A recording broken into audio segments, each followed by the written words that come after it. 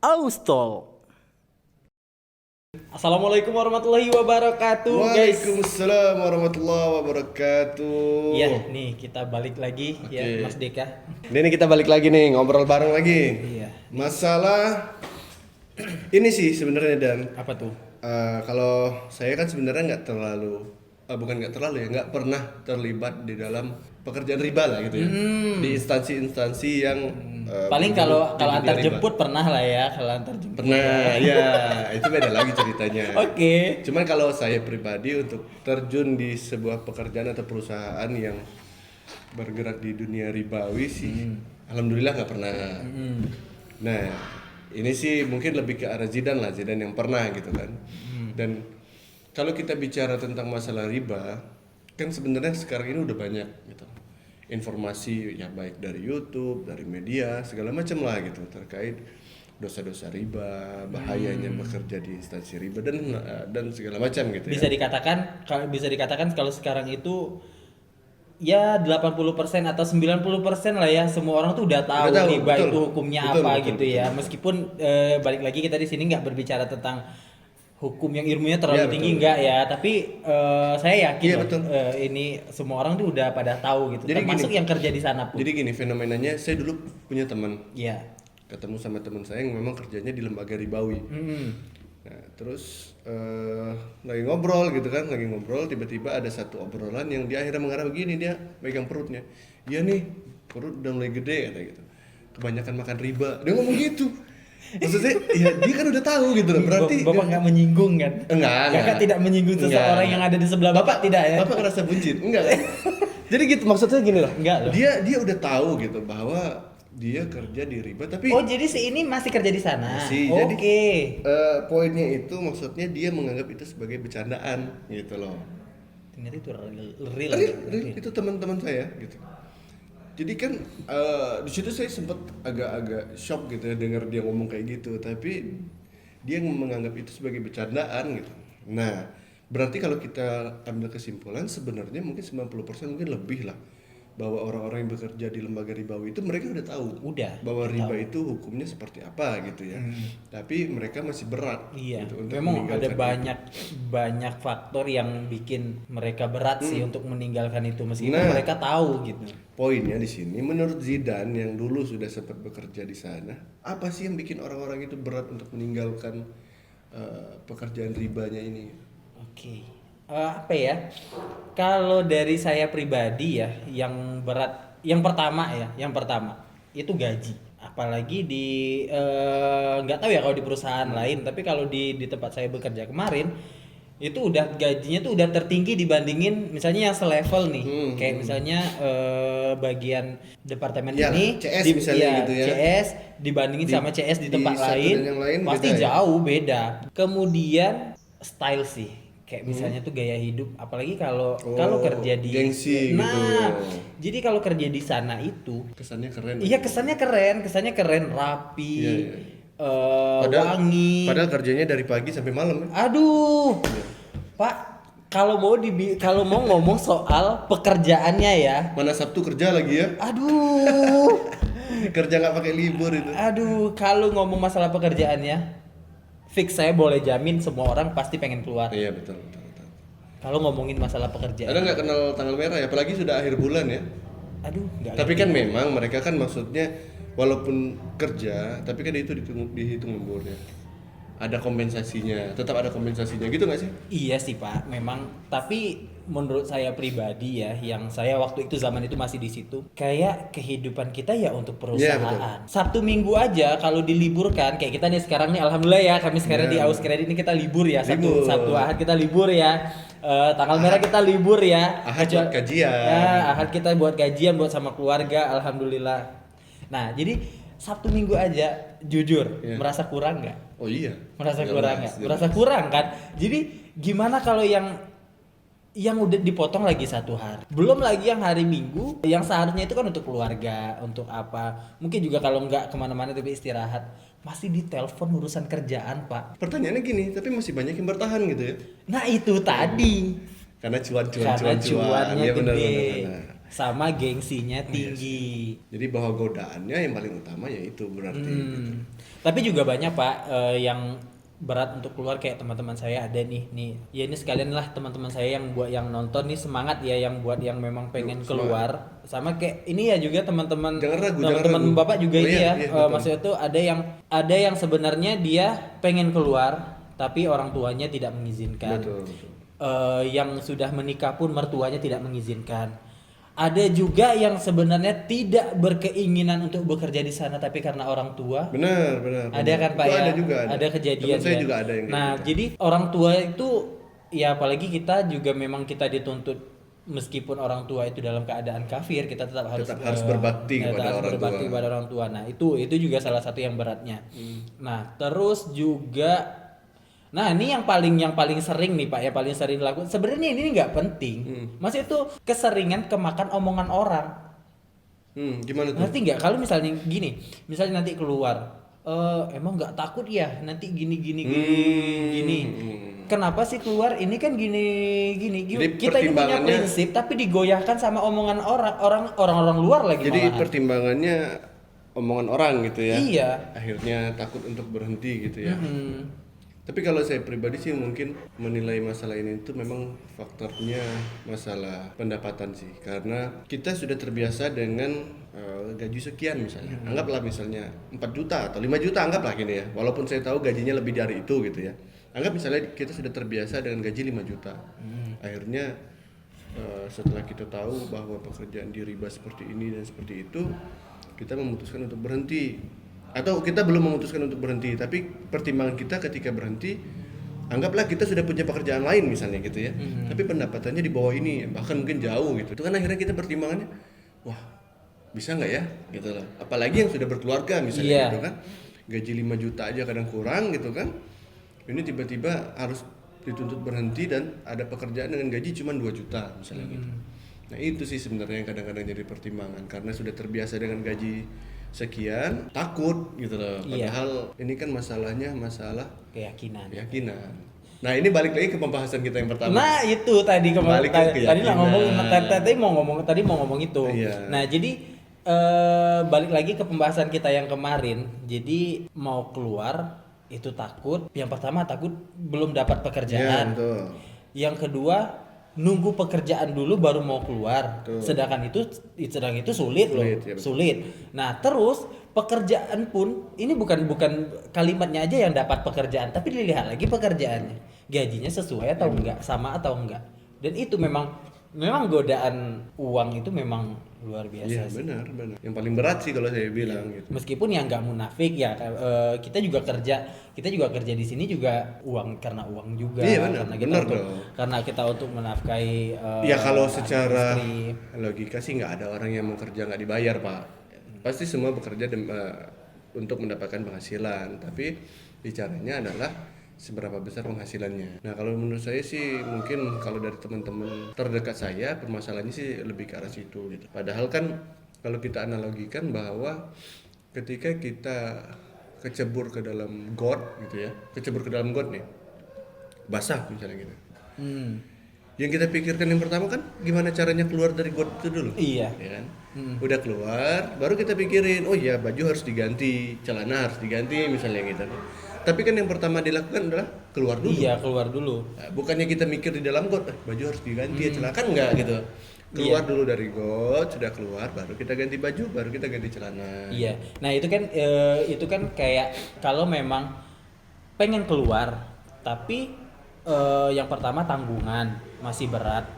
Terus mohon maaf nih, misalnya yang banyak tagihannya ataupun hutang lah ya, mohon maaf hutang banyak. Jadi itu yang bikin berat. Tapi benar tuh Pak, salah apa satunya ya? juga itu dari teman-teman saya yang saya dapat gitu. Jadi mereka mau resign itu masih ada cicilan, masih ada pinjaman yang harus dilunasi gitu. Nah itu tadi benar yang Bapak bilang. Jadi ya kalau kita memang mau memantapkan hati, oke, kita punya banyak tagihan, kita punya banyak tanggungan, terus sudah terlanjur dengan gaya hidup mewah. Nah gitu kan. Nah berarti ya bukan berarti kita harus bersihin. Ya kita kalau mau harus bersihinnya tuh kita keluar dulu dari sana. Percuma aja kita mandi, tapi kita masih dalam itu. Iya, benar. Percuma aja kalaupun kita mau nunggu lunas, kalaupun kita mau mungkin bisa. Tapi apakah yakin dengan masih ada di situ masih bakalan tenang gitu? Iya, atau yakinkah bahwa kalau itu sudah selesai tidak membuka yang baru lagi gitu ya? Itu godaannya sangat berat, Pak. Itu luar biasa berat. Nih jujur ya, jujur ini saya berbicara di sini bukan berarti saya orangnya bersih, kayak saya nggak pernah ngutang, saya nggak pernah ini, saya Paling suci sedunia. Iya, bukan ya? bukan ya. Kami di sini bukan panitia surga, mohon maaf. Kan sering Pak, kalau orang ini pengalaman saya ya. Ini kalau udah mampir misalnya ke bank yang dulu saya pernah kerja di sana, mampir ketemu teman ini. Orang-orang kayak kalian ini udah kayak panitia surga atau Yang apa megang gitu. kunci surga, ya? Nah, gitu. Jadi kami di sini ini cuman bercerita tentang pengalaman kami, tentang pandangan kami ya. Yang itu ya insya Allah buat teman-teman yang pengen keluar tapi masih banyak keraguan, insya Allah makin dimantapin hatinya gitu kan. Mudah-mudahan. Iya. Oh iya, itu satu lagi. Cari lingkungan baru. Nah itu Benar ya? yang kita bahas kemarin sama bintang tamu kita kemarin Pak. Oh iya, Iya, si, jadi ini ya, Mas Jeki ya? iya Mas Jeki. Jadi kalau memang saya Oh iya, kecepatan yang ngomong. Bang Jeki ya. Bang Jeki itu kan dulunya di bank juga ya? Nah itu jadi benar kata Bang Jeki kemarin, kalau memang mau keluar ya cari lingkungannya orang-orang yang tidak bekerja di bank atau orang-orang yang pernah kerja di bank sudah resign. Nah jangan kalau curhatnya sama orang yang masih kerja di sana ya sama aja. Sama aja bohong. Terus juga cari tongkrongan yang gayanya udah nggak mikirin style lagi gitu Iya ya. sih. Iya, Kalau iya. misalnya kita masih nongkrong sama orang-orang yang mikirin gaya ya sama aja. Si sama pengen bergaya juga gitu ya. Iya, akhirnya yang ini punya HP baru, kita HP lama kepikiran mau beli HP baru.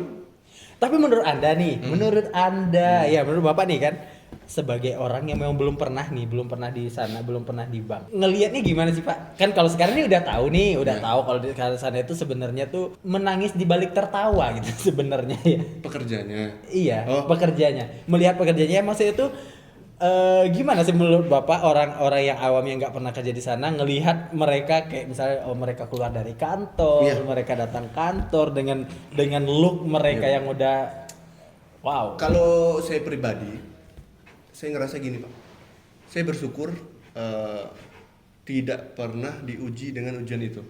Iya sih. Kalau mungkin waktu itu saya sempat mungkin gabung ke situ, saya juga nggak tahu gitu. Bisa jadi mungkin saya bisa keluar, bisa jadi enggak juga gitu loh. Bisa jadi menjadi salah Bisa jadi satu orang menikmati. yang mengejudge orang sebagai Iya, Anda panitia pembagian surga. di surga gitu kan. Pak gak gitu juga Bener. Pak. Makanya saya pribadi Pak, saya bersyukur gitu. Saya tidak diuji dengan ujian itu. Gitu. Saya ngaku nih Pak ya, ketika saya mulai kerja di AUS dan saya dapat pekerjaan saya sekarang, saya menikmati membuat hitung-hitungan gitu lah. Takutnya ketika mungkin waktu itu saya dikasih kesempatan kerja di sana, mungkin saya menikmati juga gitu. Nah makanya ini sebuah keberuntungan untuk saya gitu. Saya tidak pernah dikenalkan ke dunia itu. Nah kalau bicara masalah teman-teman yang kerja di bank, ya kan memang kayaknya sih kalau saya bilang memang tuntutannya seperti itu Pak ya. Iya. Tampilannya harus rapi, harus keren gitu ya. Kalau secara orang awam, orang umum sih pasti nganggapnya wah kerja di bank emang keren gitu loh.